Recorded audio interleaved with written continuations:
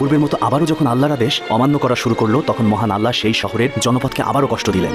তিনি নবী সালেহ এর উম্মতদের শাস্তি হিসেবে ভয়ঙ্কর আযাব দিলেন, যখন তারা আল্লাহর নিদর্শনের সেই উষ্ট্রিকে হত্যা করেছিল। তারপর নবী মুসা সত্যের বাণী নিয়ে আসলেন, কিন্তু ইহুদিরা তাওরাতের বাণী পরিবর্তন করে আল্লাহর বিরুদ্ধে মিথ্যা ছড়ালো। এরপর ঈসা ইবনে মরিয়ম আলাইহিস সালাম আল্লাহর বাণী প্রচার করতে শুরু করলেন। আপনার কথাগুলো শুনতে আমার খুব ভালো লাগছে। আপনি আমাকে আর কিছু বলুন। আপনি শুনুন আব্দুল আশাল প্রধান, আরবের ইহুদি খ্রিস্টানেরা, ধর্মযাজকরা আর ভুয়া জ্যোতিষীরা জানেন একজন নবীর আগমনের সময় চলে এসেছে, যার মাধ্যমে মহান আল্লাহ তাআলা সত্যের বাণী পৌঁছে দেবেন। আর সেই নবী হচ্ছে মুহাম্মদ ইবনে আবদুল্লাহ ইবনে আব্দুল মুত্তালিব ইবনে হাশিম, রহমত বর্ষিত হোক তার উপর। আর আপনি জানেন যে কুরাইশে সবাই তার সততা ও ন্যায়পরায়ণতার কথা জানে, তবুও ওনারা তাকে মিথ্যা প্রতিপন্ন করেছে, আঘাত করেছে, অত্যাচার করেছে। এমনকি 3 বছর ধরে হাশিম গোত্রকে প্রত্যাখ্যান করে অনেককেই মেরে ফেলা হয়েছে বলা যায়।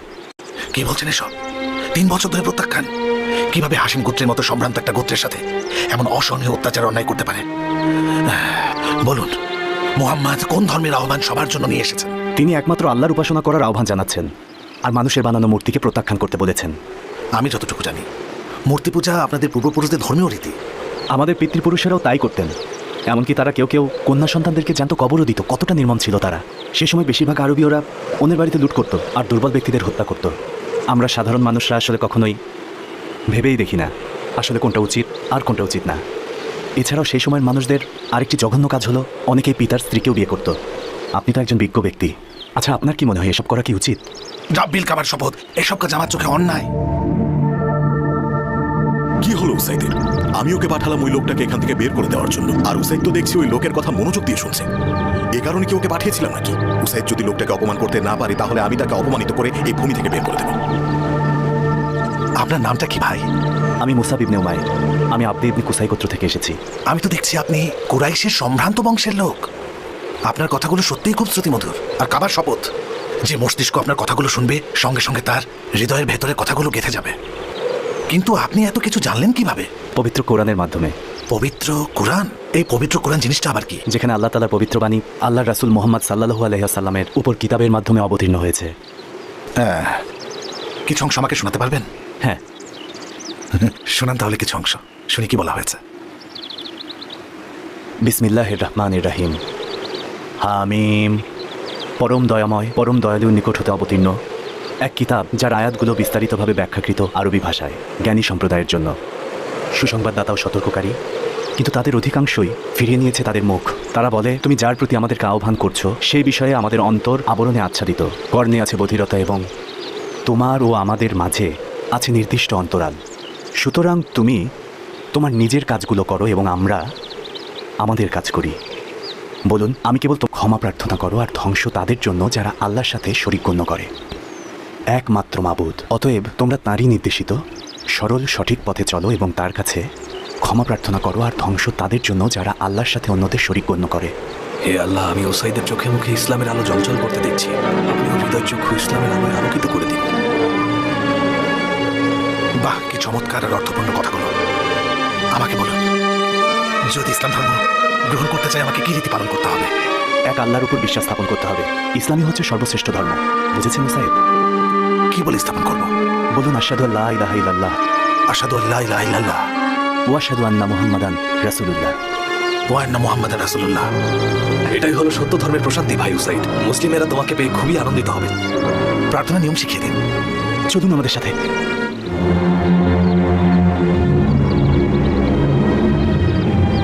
কি করছো ইবনে হুযাইর? আমি কি করতে তোমাকে পাঠালাম, আর কি করছো তুমি?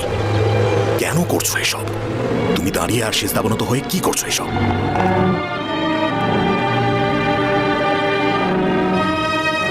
আমার হৃদয়কে যে প্রশান্তির পবিত্রতা আমি অনুভব করছি। এটাই হলো সত্য ধর্মের প্রশান্তি ভাই উসাইদ, সত্য ধর্মের। ঠিক বলেছেন আমার ভাই। কবে যে আপনাকে নিজ চোখে দেখবো আল্লাহ রাসূল সাল্লাল্লাহু আলাইহি ওয়াসাল্লাম। সাল্লাল্লাহু আলাইহি ওয়াসাল্লাম। ইনশাআল্লাহ নিশ্চয়ই ওনার সাথে দেখা হবে উসাইদ। আল্লাহর কাছে আমি প্রার্থনা করি আমার মৃত্যুর আগে একবার যেন রাসূলের দর্শন পাই। শোনো ভাই উসাইদ, আমরা এবছর হজের সময় মক্কায় যাব। আমরা মদিনার মুসলিমদেরও আমাদের সাথে নেব। আমি তোমাদের সাথে যাব। তুমি সেই সফরে নেতৃত্ব দেবে ভাই, আর আমরাও আল্লাহর রাসূলের সাথে সেখানে গিয়ে দেখা করতে পারবো। তুমিও ওনাকে দেখতে পারবে, ওনার সামনে তুমিও তোমার ইমানের কথা জানিও। আমি সেই দিনটার অপেক্ষায় থাকলাম।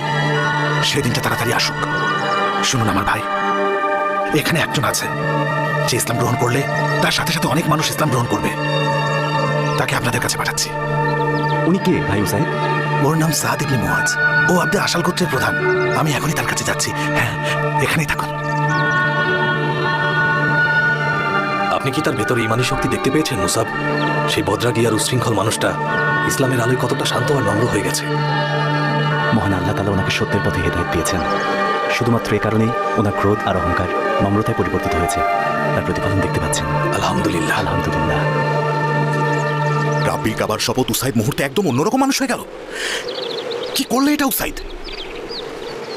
ওনাদের সাথে কথা বলে এসেছি। আমি তাদের মধ্যে খারাপ কিছু দেখিনি। তাদের চলে যেতে বলেছিলাম, তারা যেতে রাজিও হয়েছিল। তারপর তারা বলল তোমার উপর প্রতিশোধ নিতে। বনি হারিতার লোকেরা আসাদ ইবনে জারারাকে হত্যা করার ষড়যন্ত্র করেছে, যেহেতু আসাদ তোমার ভাই। তুমি আসাদ ইবনে জারারের কথা বলছো? ওরা আসাদকে হত্যা করতে চায়। মনে তো হয় না তুমি কোনো সমাধান করে এসেছো।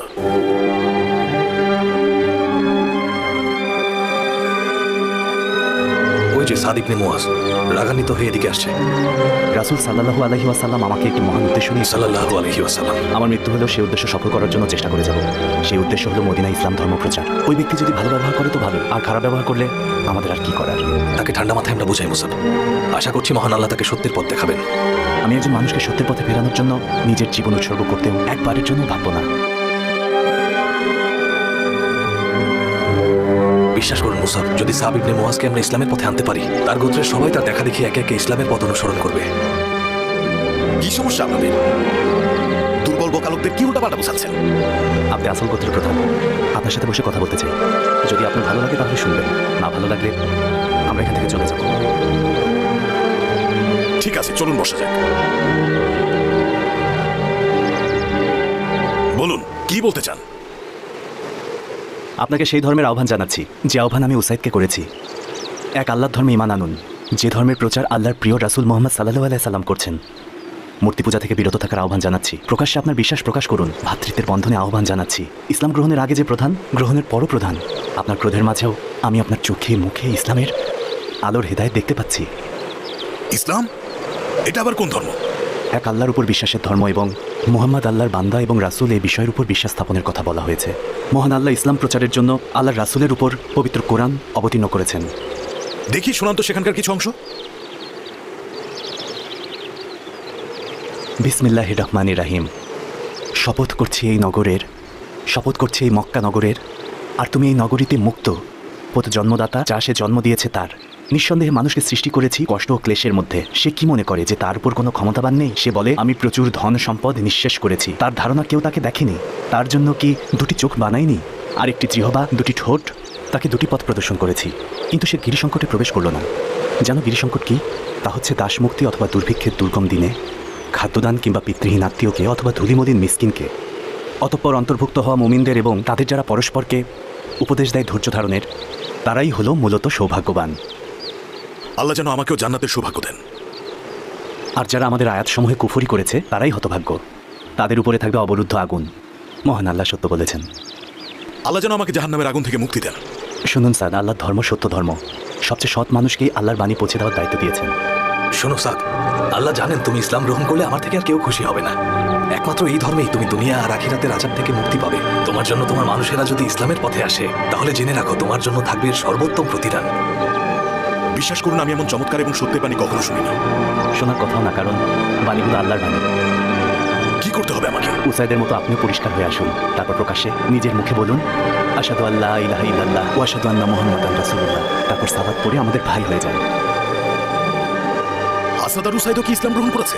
হ্যাঁ স্যার, আমিও এই সত্য ইসলাম ধর্মের পথে ঈমান এনেছি। আমি যদি সেই সময় উপস্থিত থাকতাম তাহলে আরো আগে ঈমান আনতাম। জলদি বলো, ইসলাম ধর্ম গ্রহণ করতে কি করতে হবে? মুসলিমেরা তোমাকে পেয়ে খুবই আনন্দিত হবে স্যার।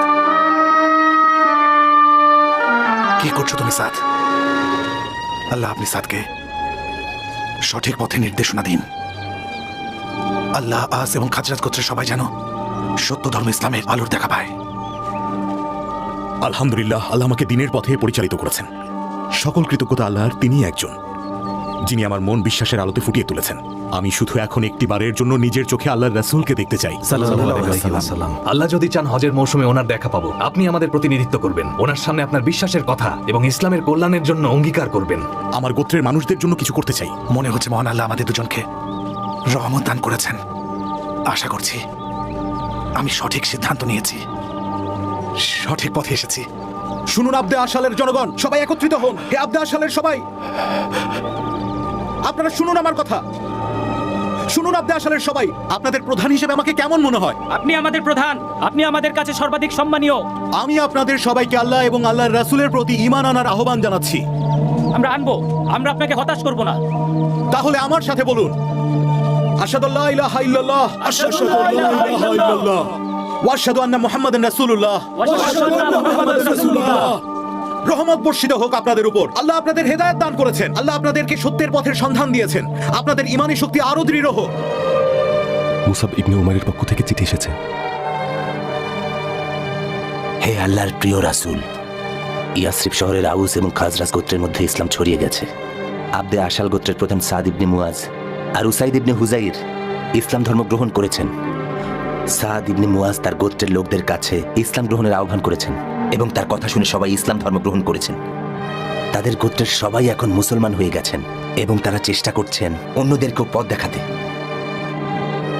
ইসলাম গ্রহণ করেন এমন পরিবার হলো উমাইয়া ইবনে জাইদ, খাতমা, ওয়াইল, ওয়াকিব এবং আউস ইবনে হারিসার পরিবার, কারণ তারা আবু কাইস, সাইফি, ইবনিল আসলাতির অনুসারী।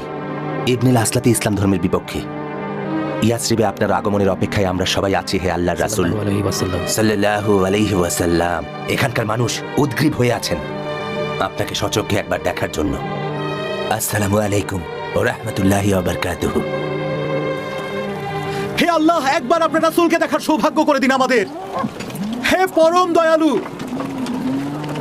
একবার আপনার রাসূলকে দেখার সৌভাগ্য করে দিন আমাদের। হে আল্লাহ, হে দয়ার সাগর, একবার আপনার রাসূলকে দেখার সৌভাগ্য করে দিন আমাদেরকে। হে আল্লাহ, আপনি পরম দয়ালু।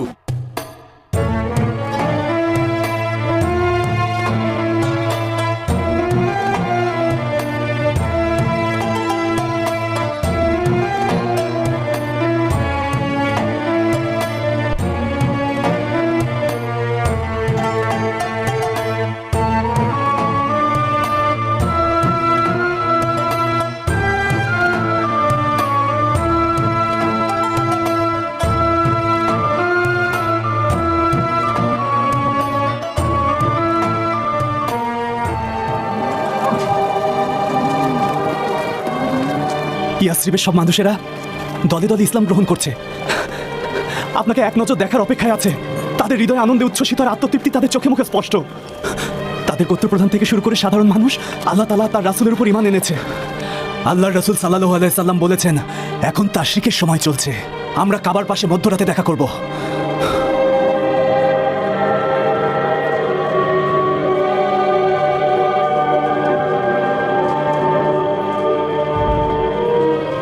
এনারা সবাই ইয়াসরিবের মুসলমান। আল্লাহ রাসূল আপনাকে সন্তুষ্ট করার জন্য আপনার সামনে সবাই ঈমান আনতে চান। আমরা আপনাকে দেখে অনেক অনেক আনন্দিত হে আল্লাহর রাসূল। শুনুন ইয়াসরিবের জনগণ, আউস আর খাজরাজগণ, আমি আব্বাস ইবনে আব্দুল মুত্তালিব।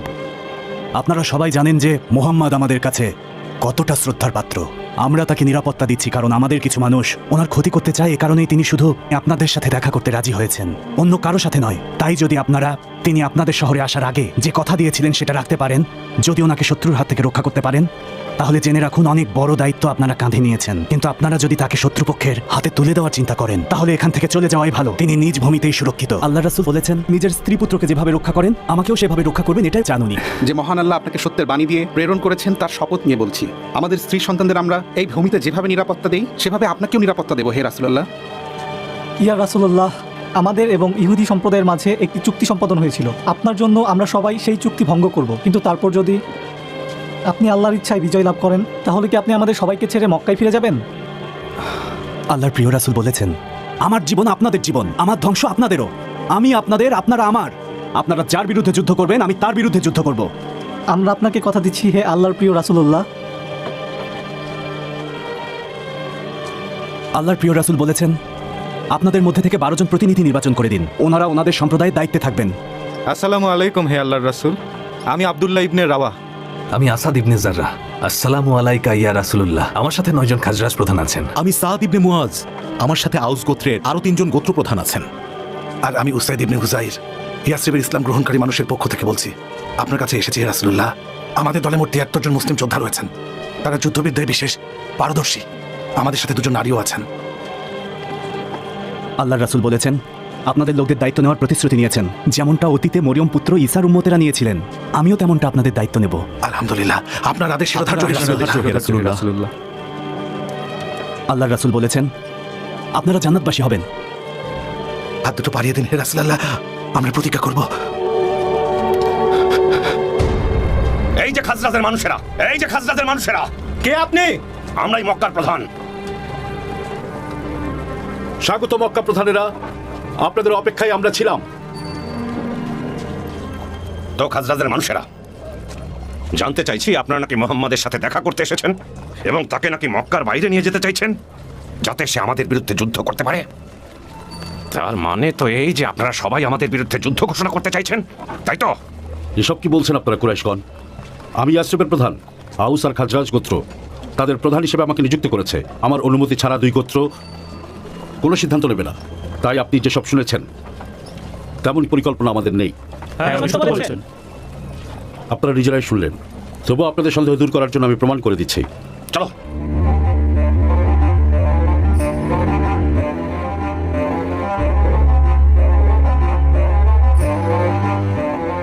হে ইয়াসরিবগণ, হে আউস আর খাজরাজ গোত্র, এনারা হলেন মক্কার প্রধান। এনারা জানতে এসেছেন যে এখানে এসে আপনারা মোহাম্মদকে কোনো শপথ করেছেন কিনা। আমি এদের রাজা। আমি শুধু আমার মুকুটের জন্য অপেক্ষা করছি। আমার মনে হয় না এরা আমার হুকুম ছাড়া এই ধরনের যুদ্ধের সিদ্ধান্ত নিতে পারে। আপনাকে যারা এইসব বলেছে মিথ্যা বলেছে। মনে হয় আমাদের সাথে কেউ মজা করছে খাজরাজ প্রধান। ঠিক আছে, আমরা আসি। আরেকটা কথা, পরবর্তীতে কোনো অভিযোগ আনার আগে ভালোভাবে জেনে আসবেন।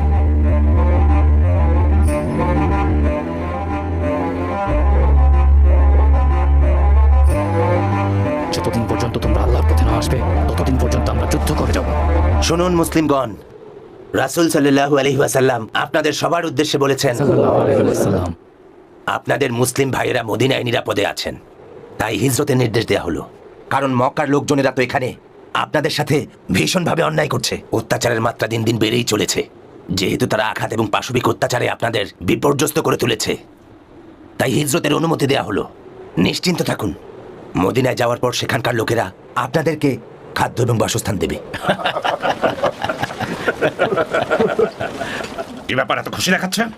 শুনলাম ইয়াসরিবের লোকেরা নাকি অপমান করেছে, বোকা বানিয়েছে তোমাদের। কি বললে তুমি? কি বলছো তুমি? আমি ঠিকই বলছি। ওরা গতকালই মোহাম্মদের ধর্মকে আলিঙ্গন করেছে। এই চলো সবাই, চলো।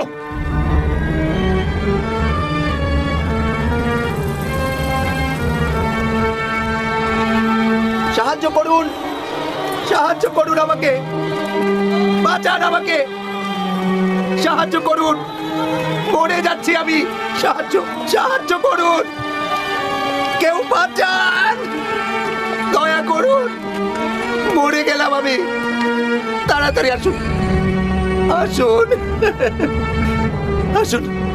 এই যে ভাই, যদি এই বিপদ থেকে কেউ আমাকে বাঁচানোর থাকে তো তিনি একমাত্র আপনি।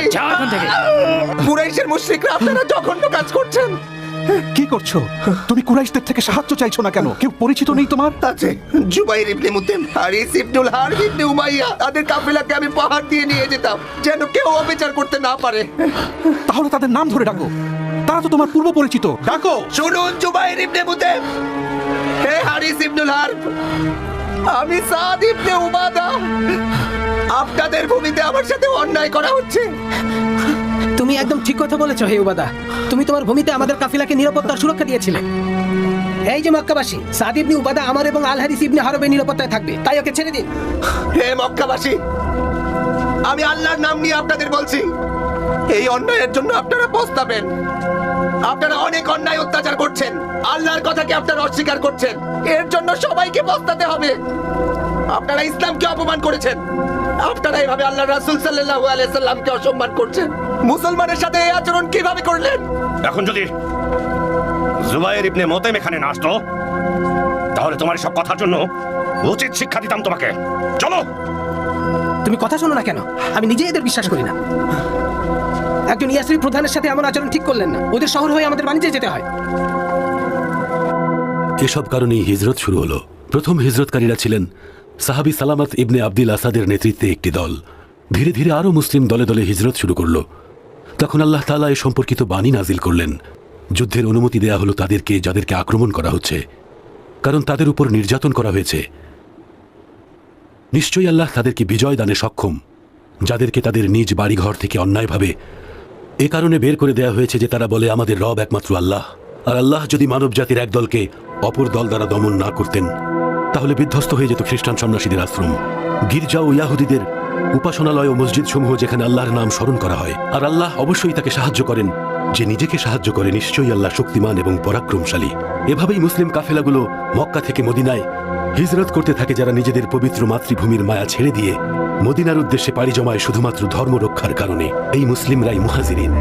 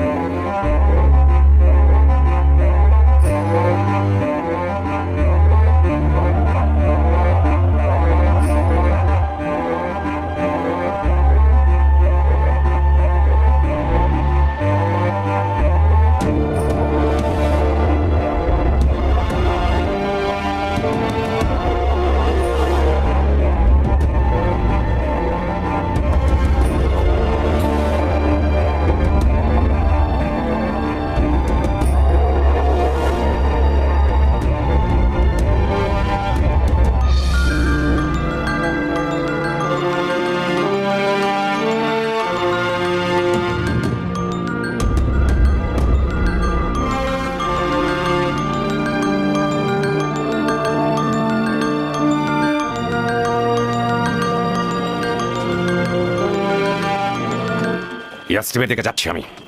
ওরা ইয়াসরিবে পৌঁছানোর সাথে সাথেই নিজেদের সৈন্যবাহিনী তৈরি করবে বলে দিচ্ছি আমি। বুঝতেও পারবে না কখন কি করবে ওরা। মোহাম্মদ যেন কোনোভাবেই মক্কা থেকে বের হতে না পারে।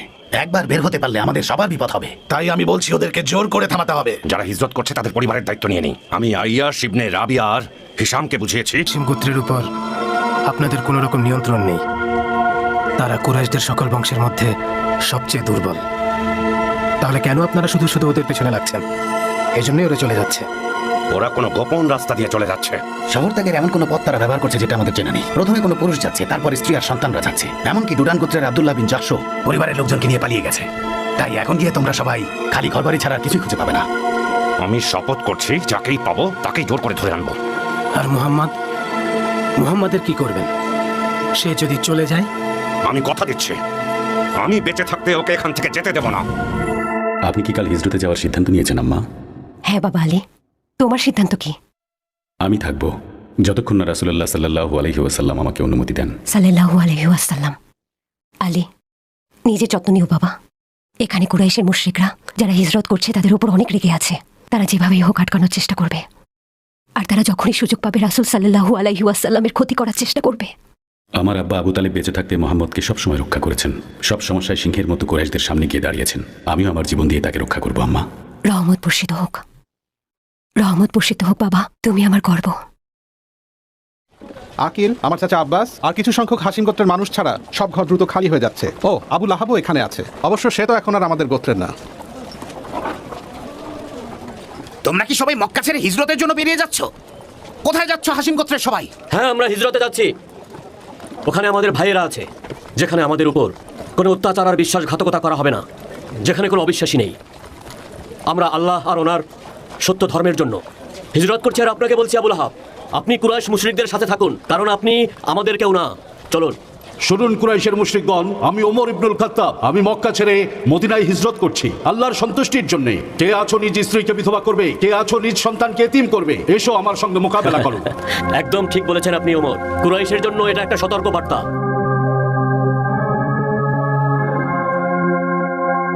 আমাদের এখানে স্বাগতম আবু সালামা। আসলে খুব ভালো করেছেন। রাসূলুল্লাহর সাথে কখন দেখা করব? খুব তাড়াতাড়ি করবো ইনশাআল্লাহ। ইনশাআল্লাহ। সোহাইব, কোথায় যাচ্ছ সোহাইব আল রবি? মক্কা ছেড়ে পালিয়ে যাচ্ছ? কোথায় যাচ্ছ যেখানে অবিশ্বাসীর আশ্রয় নিয়েছে? যেতে পারবে না, আল্লাহ তার উজ্জার কসম। তুমি এখানে সম্বলহীন হয়ে এসেছিলে, এখন সম্পদ নিয়ে পালাচ্ছ। কাবার মালিকের কসম, এটা আমি কখনোই হতেই দেব না। আমি যদি সব অর্থ সম্পদ রেখে যাই তাহলে কি আমাকে যেতে দেবেন? হ্যাঁ, অবশ্যই দিব। তাহলে সব রেখে দিন, আমাকে বাধা দেবেন না। অর্থ দিয়ে কি হবে? আমি শুধু আল্লাহর পথে থাকতে চাই।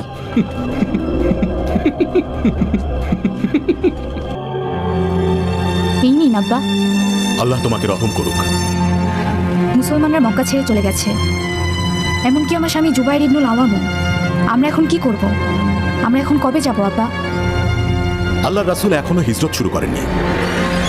তাহলে তিনি এ ব্যাপারে কি বলেছেন? এ ব্যাপারে তিনি আমাকে বলেছেন যে তাড়াহুড়ো না করতে। হতে পারে যে আল্লাহ তাআলা আমাদের জন্য ভালো কিছুই রেখেছেন। আমি সেই আশাতেই আছি। রাসূলুল্লাহ, ইয়া রব, আমি যেন তার সাথে থাকতে পারি।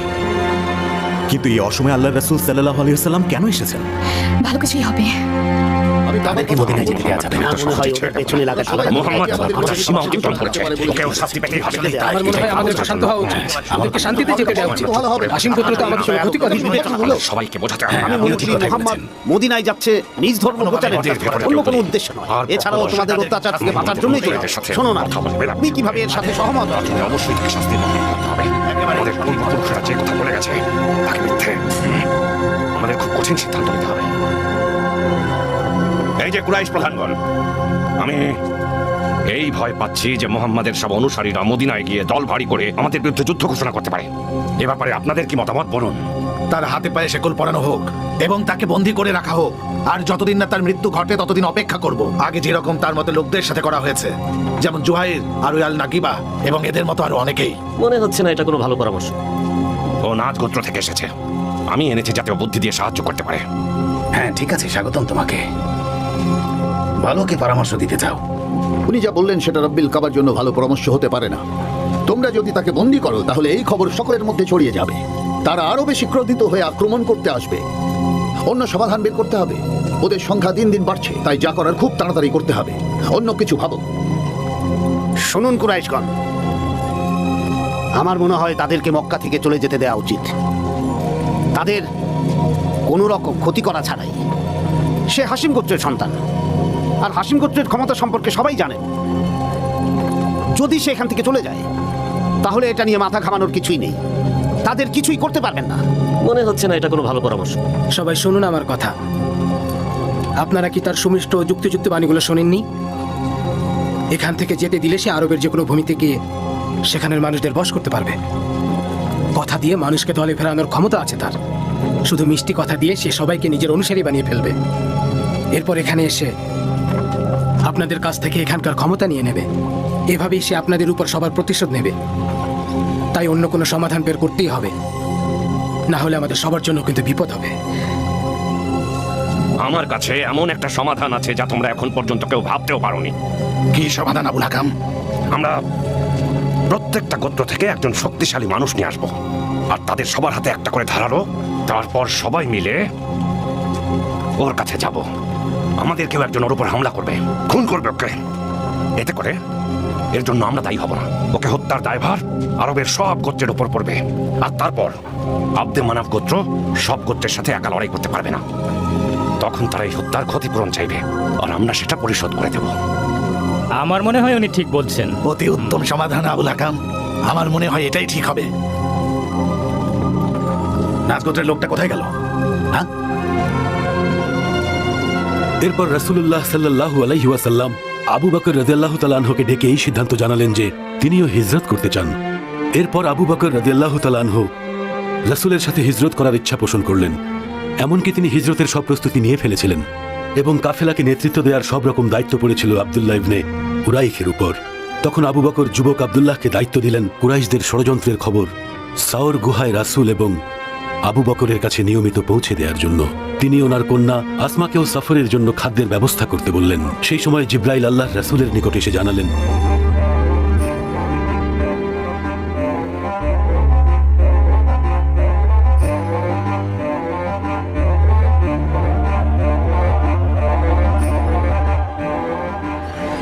তিনি যেন সেই রাতে ওনার বিছানায় না ঘুমাতে যান, কারণ আল্লাহ রাব্বুল আলামিন আপনাকে হিজরতের অনুমতি দিয়েছেন। যখন রাত নেমে আসলো, শত্রুরা বাইরে অপেক্ষা করছিল।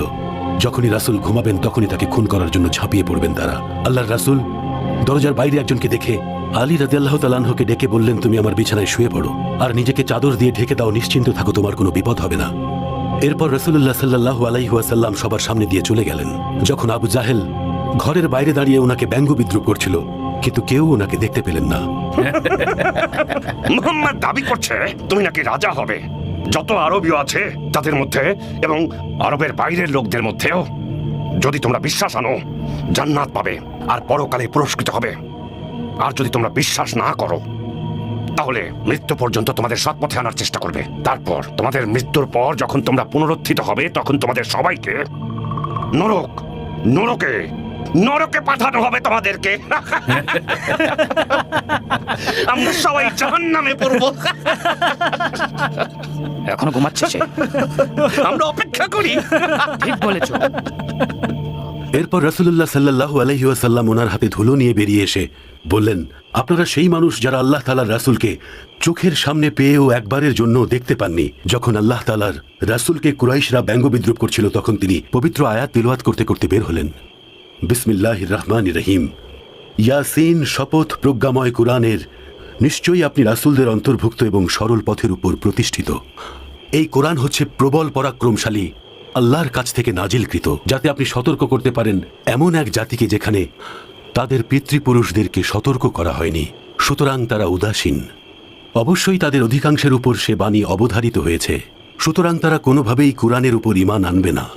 নিশ্চয়ই আমি তাদের গলায় বেড়ি পরিয়ে দিয়েছি এবং সেটা চিবুক পর্যন্ত, ফলে তারা ঊর্ধ্বমুখী হয়ে আছে আর মাথা খাড়া করে রেখেছে।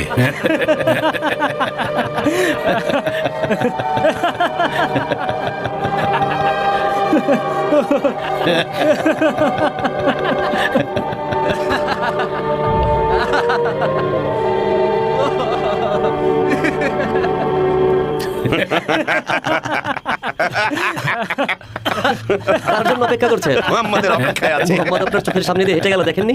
কি বললে? আমাদের সামনে বেরিয়ে গেছে। এই সবাই চলো, চলো ওর ঘরের ভেতর ঢুকে ওকে খুন করবো।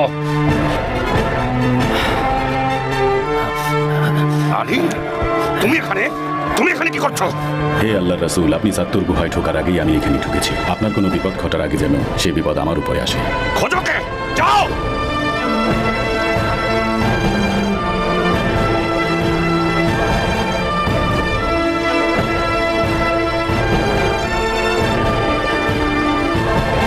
ওই লোকটা গেল কোথায়?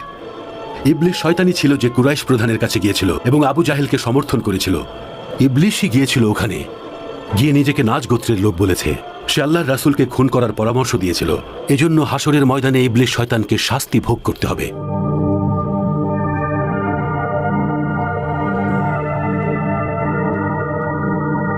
কি খবর এনেছো? মুহাম্মদকে মেরে ফেলতে পেরেছো? না,